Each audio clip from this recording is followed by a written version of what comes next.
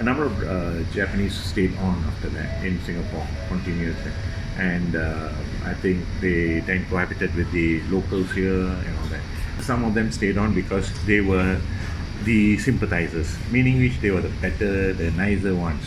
So I know one or two families, I'm not sure whether they're still around, where the mother married the Japanese soldier. Because the Japanese actually looked after the family. There were one or two in there. They're not that bad if we talk, you know. There were. Wouldn't there be a lot of discrimination? Yes, there were a lot of discrimination, a lot of things, a lot of issues.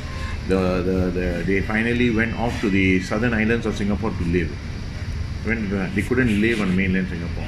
But I know of one or two families during my school days whom I studied in ACS, and then when I met some of my friends, you know, I said, hey, you guys don't look, you know, like you're from here, you know, but I still remember, though they did not want to mention that their father was Japanese, right? They just said, oh no, you know, but the surname was also changed. So they took on their mother's They took on the mother's surname. Now, whether because they were not married legally, I do not know. You see? But I did see one of their fathers, and it's very clear it's Japanese, the soldier and all that. And Japanese has this thing: if you have a tattoo, means it's either you're a gangland or something like that. This guy had nothing on. Really looks very different, and he spoke Japanese. He didn't even speak, and the boy could understand. So when I asked him, from the little, I heard this word called pa. So which I get it could be papa.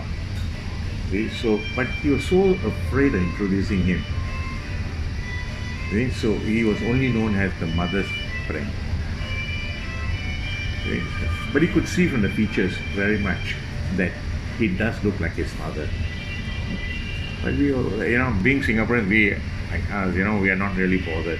And first of all, the Indians and the Malays was not really, as you said rightfully, were not really affected unless they were supposedly to be sympathizers of the Chinese Communist Party.